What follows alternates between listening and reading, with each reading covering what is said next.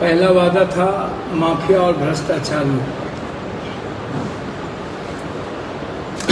उसकी पहल अस्पतालों से, ब्लॉक से, जमीन माफियाओं के खिलाफ कार्रवाई शुरू हो चुकी है। चाहे नदी पर बनने वाला मकान हो, चाहे आदिवासी समाज, सुप्रीम कोर्ट में मैंने दायर कर दिया, हाई कोर्ट में भी दायर किया, डीएम साहब को 5 चिट्ठी हमने भेज दी है। और उसके बाद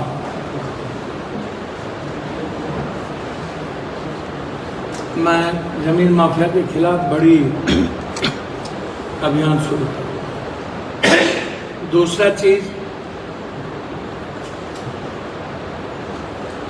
भ्रष्टाचार खत्म नहीं हुए हैं 2.5 महीने में, लेकिन भ्रष्टाचार का तरीका बदल। लगातार डीएम साहब और पदाधिकारियों के साथ बात चल रही है। ब्लॉक में हमने डीएम साहब से चिट्ठी निकलवा दिया, 43 दिन, 65 दिन, 75 दिन। 75 दिन के अंदर हर ब्लॉक में मोटेशन जमाबंदी आपको रॉन्ग है राइट कर देना होगा। 75 दिन के बाद किसी भी ब्लॉक में मोटेशन जमाबंदी हम नहीं करेंगे, क्योंकि पैसे की बार्गेनिंग शुरू हो चुकी है।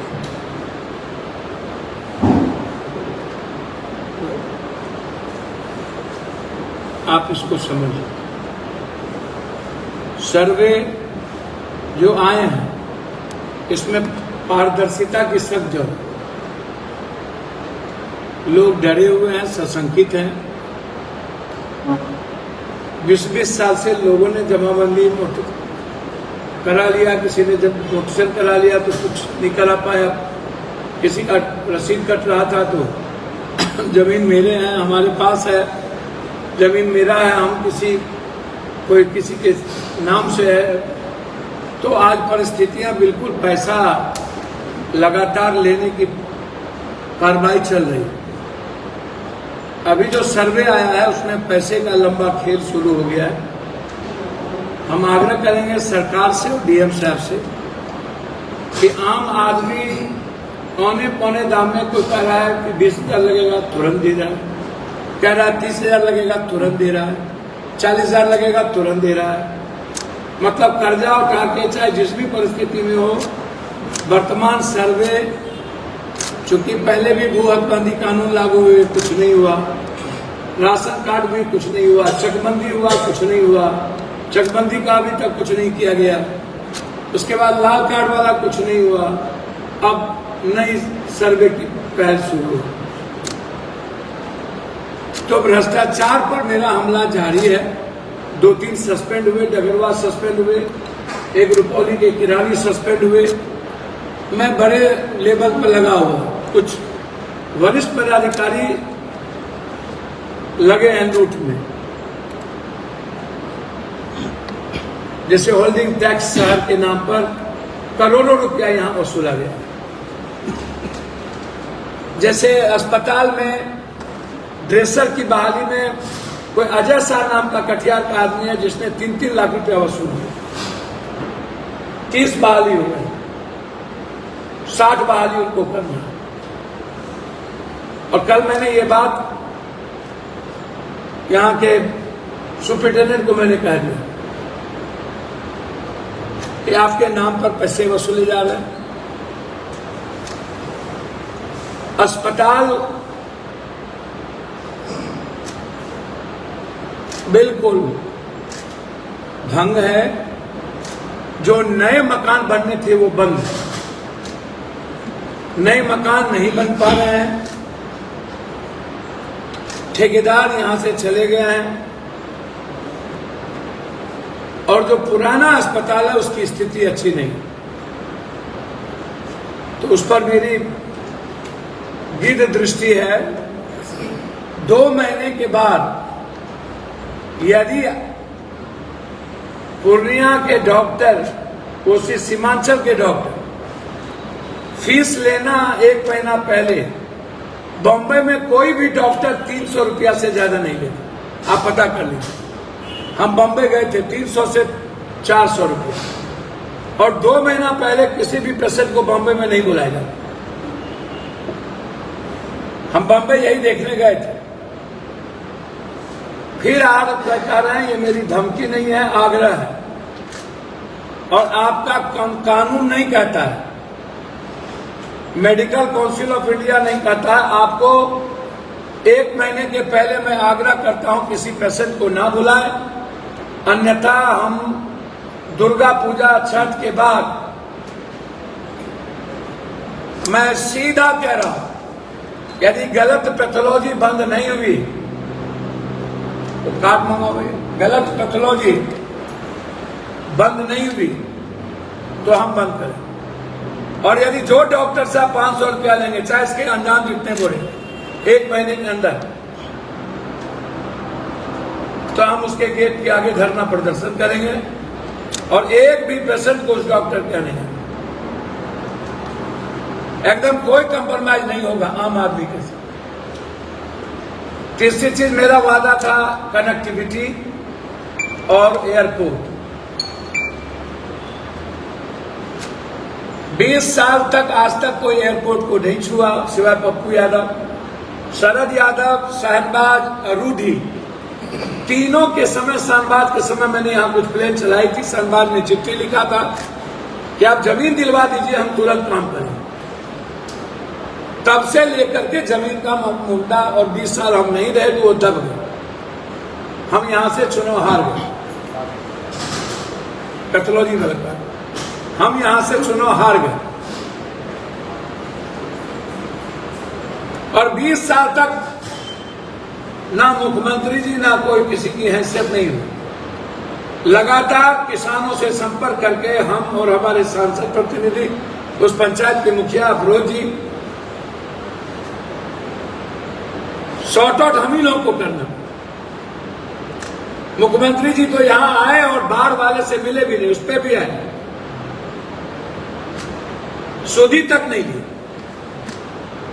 बाढ़ क्षेत्र घोषित नहीं किया, नमक रोटी नहीं है। पप्पू यादव का आटा ना गया होता अपनी, लोगों को जीने की स्थिति नहीं होती। हमें तो भौआ, परवाल, बीन टोला, सदवापुर, जंगल टोला, झंझरी, अंजरी, मोहनपुर, मला टोला, गोरी टोला, शर्मा टोला, एक एक गांव जाके, घर जाके पैसे देने पड़े। इतनी बुरी स्थिति थी कि लोग रोटी के नमक नहीं था। तब हमें हर परिवार को 500 रुपया देना पड़ा, हर परिवार।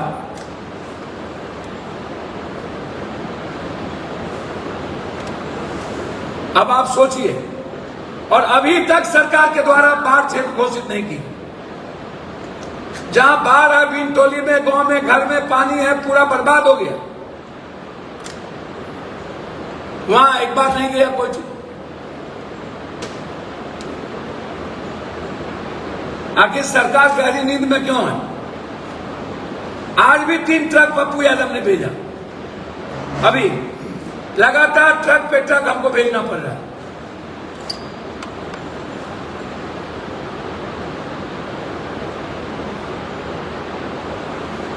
तो ये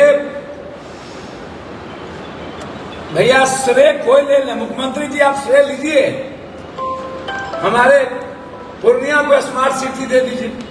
अब स्मार्ट सिटी लेंगे कहिएगा हम ही दिए, आज तक आप दे नहीं पाए। Kishanganj, Jalalgarh, Banmankhi railway first phase में किशनगंज और जलालगढ़ ऑर्डर हो गया, अब काम शुरू होंगे। 20 साल में एक बार भी जीएम की मीटिंग यहां के प्रतिनिधि ने आज तक नहीं किया, नॉर्थ और साउथ दोनों। 20 साल में दोनों जीएम को बुला करके जंक्शन पर और कोर्ट स्टेशन में हमने बैठक की।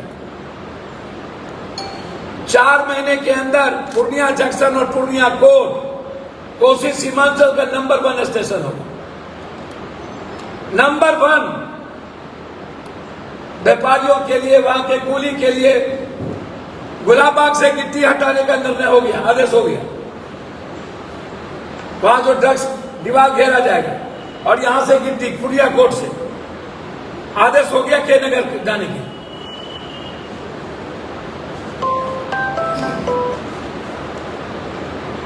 तो आज तक कोई भी लोग जो NH 106 107 NH याद करिए, गडकरी जी ने पप्पू यादव लाकर के घोषणा करवाई और गडकरी जी ने यह कहा था कि इस इलाके का एक एक NH पप्पू यादव और रंजीत रंजन ला है। वो वीडियो है, हमने नहीं कहा, वो वीडियो है। ये जितना NH में दे रहा हूं ये पप्पू यादव और रंजीत रंजन की देन है। बड़ी सभा हुई थी चुनाव के पहले, कोई भी नहीं थे, कोई तुर्रम खान उस वक्त नहीं थे, हारे हुए थे जिस सारे लोग यहां थे। उस वक्त वैशाली, उस वक्त जनहित, उस वक्त गरीब रथ, उसी वक्त हम सफर, सारी ट्रेन पप्पू यादव के द्वारा शिलान्यास होती, एक भी ट्रेन किसी और के द्वारा शिलान्यास नहीं। 106 107 जो लाइफ लाइन है कटिहार तक,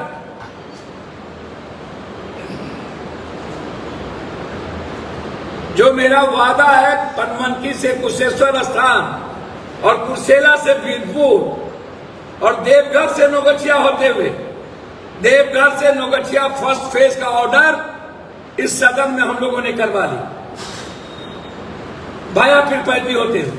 अब नौगछिया से चौसा सिंहेश्वर होते हुए बीरपुर भीमनगर, ये इसकी शुरुआत है। तो भैया 2.5 महीने में देवघर से नौगछिया, किशनगंज से जलालगढ़, रुपौली से बिहारीगंज,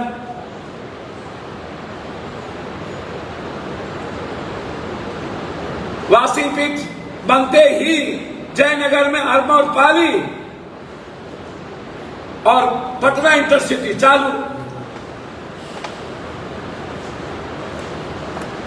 तो कहां थे इतना दिन से? एक सेंट्रल स्कूल नहीं बनाने वाला सरकार, हम तो कहेंगे नीतीश जी से, नीतीश जी कोसी सीमांचल ने आपको बहुत कुछ दिया। ये जो महानंदा बेसिन है, इससे पूरा कोसी सीमांचल पूर्णिया बर्बाद हो जाएगा। उसके तरीके बदलने होंगे, बहुत जल्द हम इस पर बैठक करेंगे और बहुत गंभीरता से इस मुद्दे को लेंगे। महानंदा बेसिन मांग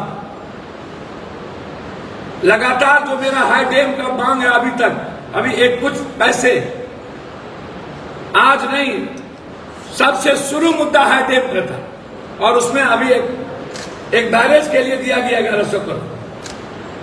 कौन बैरेज, नाम क्या है?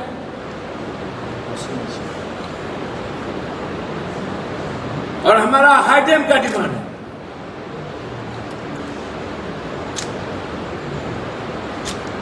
तो जो जो वादे थे, और वो ये नहीं कि पप्पू यादव मुंह जुबानी कर रहा, मेरा हम जो बोले हैं वो वीडियो है, हमने जो मंत्री से मिला है वो वीडियो है, और वर्तमान मंत्री से 7 बार 20 दिनों में 7 बार सदन के बाद चंद्रशेखर रावण, मीसा भारती, बांका के MP बेनीबाल, ओबीसी, सभी लोगों ने पप्पू यादव को सपोर्ट किया सदन में। और मंत्री जी ने कहा कि ये मेरे पापा के मित्र हैं, इनको नहीं देंगे तो किनके लिए करेंगे? डगमारा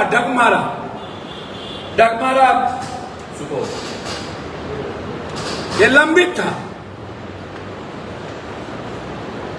और मैं बड़ा करबद्ध आग्रह करूंगा यहां के जनप्रतिनिधि और कोसी के जनप्रतिनिधि को,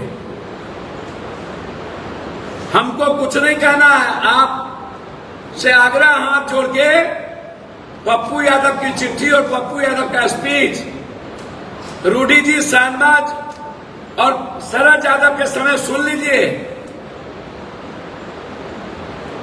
और जब शरद जी थे और लोग थे तब आप NH नहीं ले पाए। गडकरी जी का स्पीच सुन लीजिए, एनएच आया पप्पू यादव जब मधेपुरा से सांसद थे तब, रेलवे आई तब,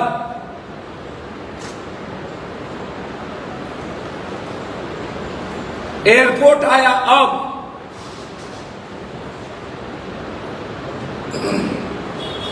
इसलिए जो वादे हमारे थे लगातार रोजगार की, हर दिन जो पीड़ित परिवार है उसको 50,000 रुपया मेरे तरफ से जा रहा है रोजगार के,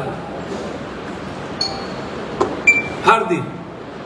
अब रोजगार मेला की हम शुरुआत करेंगे, यहां से जो बच्चे होंगे उसको बाहर भेजा जाएगा। अभी हमने all India medical laboratory technician association के ये नाम है सबका,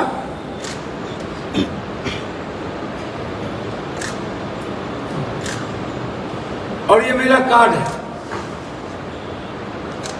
ये कार्ड भवन से जिन्हें मिलेगा, जिस बिलो पॉवर्टी लाइन गरीब आदमी को, उसका पैथोलॉजी में फ्री हो, जांच में कोई पैसे नहीं होगा। आज से ये कार्ड जारी होगा और पैथोलॉजी का नाम ये,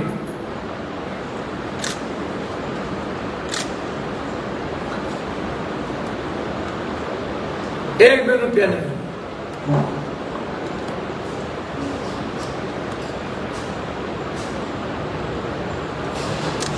बहुत क्लियर है हम,